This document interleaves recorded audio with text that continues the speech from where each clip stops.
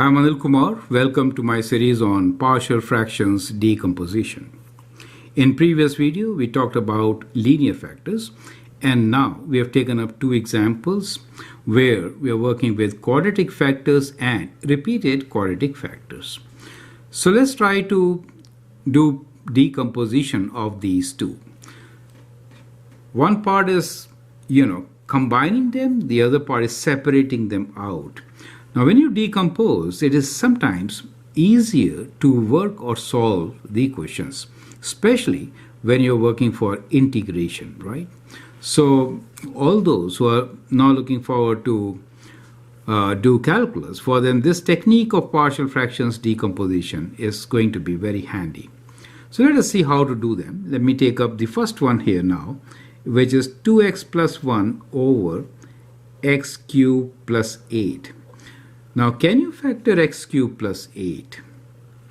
So, I hope you remember the formula, which is, let me write down here itself, a cubed plus b cubed is basically equal to a plus b times a squared minus ab plus b squared, right? That's the formula. Well, at times, if you have negative here, then the signs change, the formula kind of remains same, right? So we'll apply this formula and factor the denominator. So what we get here is 2x plus 1 in the numerator, and denominator can be written as, this is 2 cubed, right? So we have x plus 2 times square of x plus their product, minus their product, which is 2x, plus square of 2, which is 4, right? So that's what we get. Now, when we do partial factor, then if the denominator is linear, which is in this case x plus 2, the numerator is going to be a constant. But if the denominator is quadratic, then the numerator will be linear, right? So bx plus c we have put for the numerator. That is kind of important to understand. Denominator cannot be factored further. It is x squared minus 2x plus 4. Clear? Now we'll apply the techniques which you learned while working with the linear factors. So we'll now multiply a with all this, bx plus c with that, equate it to 2x plus 1 and solve for a, b and c. That's the whole idea, correct? So let's do it. So what we get here is, let me take this space. Now we need a lot of space. So what we get, okay, let's go one step. So we get a times x squared minus 2x plus 4, right, plus bx plus c times x plus 2. That should be equal to 2x plus 1. Clear? So multiplying by this denominator cancels out the denominator, cross multiply. And now the question is to equate the coefficients of similar type, right? So we have 2x plus 1 here, and in this case, let's expand this. Now let me use more space. So let me rewrite here. 2x plus 1 equals 2. So when you multiply, you get ax squared minus 2ax plus 4a. And when you do this, you get plus bx squared 2bx cx plus 2c, right?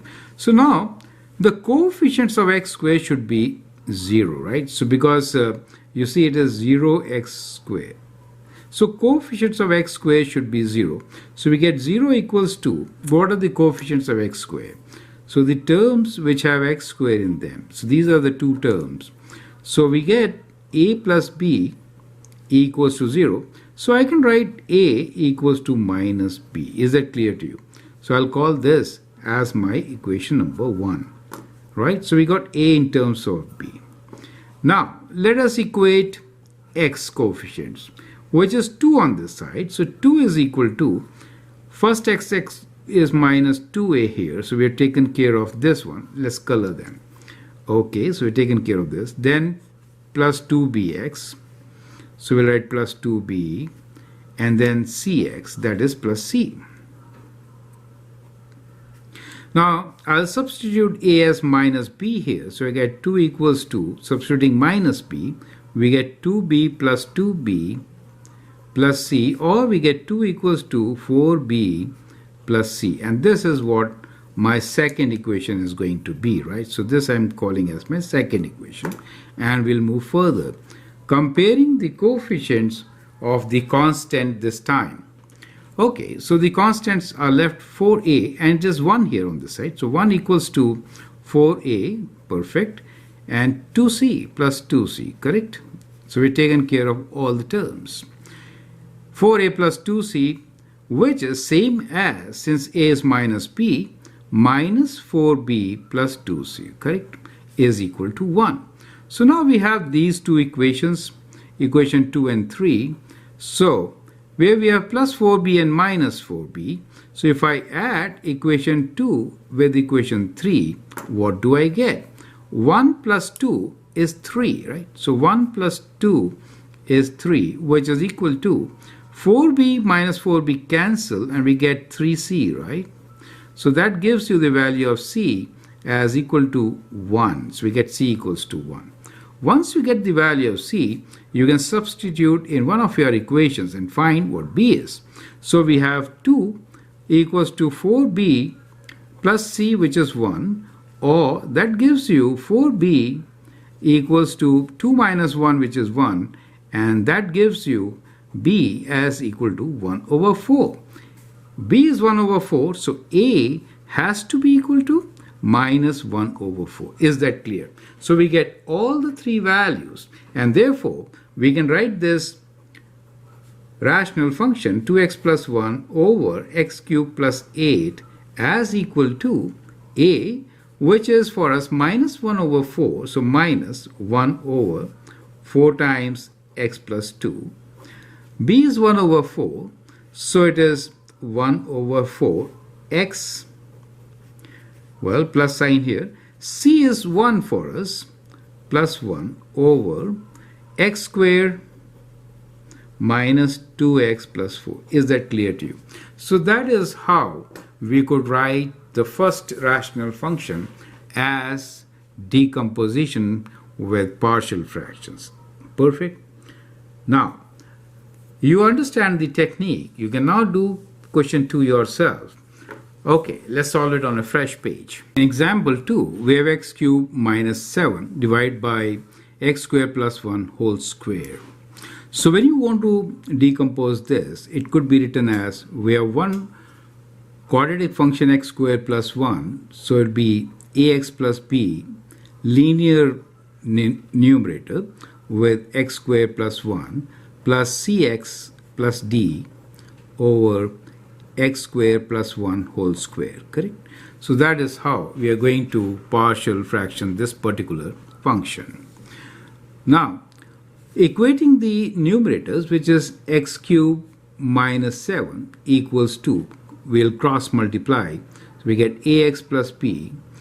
Already the denominator is x squared plus 1, so we'll multiply with x squared plus 1, right? Since the common denominator is x squared plus 1 whole square. And on the right side, we get cx plus d, right? Okay, so let's expand this.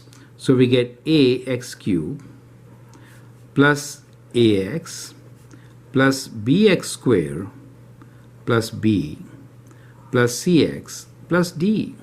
Now combining the terms, there is only one cube term, so we get ax cubed.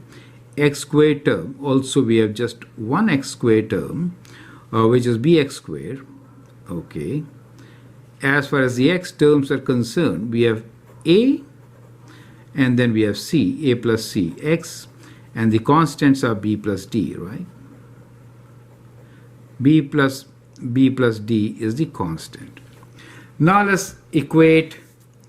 So from here we get a as equal to coefficient of x cubed, which is 1, right?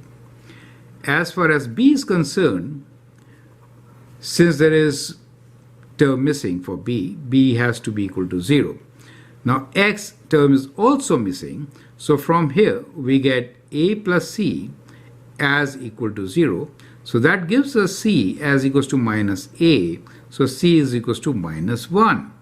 Now we have b plus d, which is a constant, right? So b plus d is basically equal to minus 7, the constant on the left side. We know b is 0, right? So 0 plus d equals to minus 7, or d equals to minus 7. So we get our answer, which is x cubed minus 7 over x squared plus 1 whole square should be equal to ax plus b.